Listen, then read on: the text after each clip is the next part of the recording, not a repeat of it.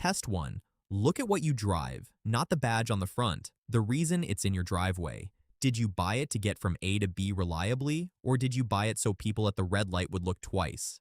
Here's the tell. The truly wealthy treat a car as a tool that loses value every day. A brand new car drops around 20% the second you drive it off the lot.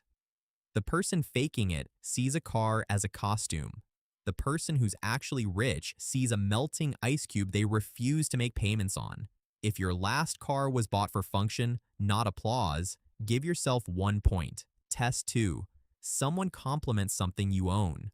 What happens inside you? If you feel a little rush, because that means the thing was never really for you. It was for them. Real wealth is quiet precisely because it doesn't need the reaction. The person faking it collects compliments like currency. The person who's actually rich barely registers them. There's a simple version of this, the deserted island test. Would you still buy the thing if you were stranded alone, where nobody could ever see it? If yes, it's for you. If no, you are buying approval.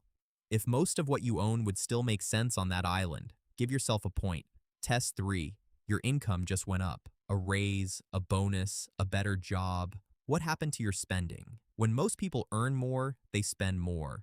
Bigger apartment, nicer car, the lifestyle quietly inflates to swallow the raise whole. It's called lifestyle inflation, and it's why someone earning $150,000 can be just as broke as someone on $50,000. The person actually building wealth keeps their life the same and sends the raise to work, into assets, into investing, into things that compound. If your last raise went into your net worth instead of your lifestyle, point. Test 4. Picture an unexpected $10,000 landing in your account tomorrow. Be honest about your first thought. Was it, what can I buy? Or what can I own? That single question is the entire divide. The faker thinks in purchases, things that feel good today and are worth half as much next year.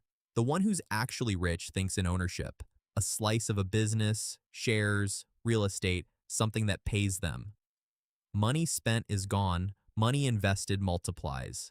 If your instinct was to make that money work instead of disappear, give yourself a point. Test 5. How much of your financial life do the people around you actually know about? Your salary, your investments, your net worth, is it out there or is it quiet? Because loud money is almost always insecure money. The person who needs you to know they're doing well usually isn't as sure of it as they sound. The genuinely wealthy tend to be private, not secretive, just uninterested in broadcasting. In The Millionaire Next Door, researchers found most real millionaires live in average houses, invisible on purpose. If almost nobody in your life could guess your real financial picture, point. Test 6. When the economy shakes, inflation climbs, markets drop, the headlines get loud, what happens to you? Do you feel that cold spike of panic, that one emergency from collapse feeling? Or do you stay calm because you've got margin? This is the test that can't be faked, because it's not about how you look, it's about what's underneath. The person faking it has a life balanced on monthly payments, and the moment income wobbles, it all threatens to come down. The one who's actually rich has low expenses, assets working quietly, and options. Calm under financial pressure is the realest signal there is. If a shaky month wouldn't shake you, give yourself a point. Test 7. The last one, and it's the deepest. Ask yourself, what is money actually for in your mind? If the honest answer is to show people I made it, that's the trap, fully closed, because that version never ends. There's always a nicer car, a bigger house, someone to outflex. But if your answer is closer to freedom, the ability to wake up without an alarm, to say no, to not panic over a $300 bill, to own your own time, then you already understand the thing most people never figure out. Real wealth was never about the stuff. It was always about the options. If freedom means more to you than appearance, take your final point. Now count them up. If you scored 0 to 2, you might be deep in the trap of looking rich, and honestly, that's the most expensive place to be. But you're here, which means you're already questioning it. That's step 1. 3 to 5. You're in the middle. Part of you gets it, part of you still reaches for the approval. The good news, this is a mindset. and mindsets can flip fast once you see the game clearly. 6 or 7, you're playing the real game. You've figured out what most people never do, that looking rich and being rich are opposites, and you chose the quiet one. That's exactly how quiet fortunes get built.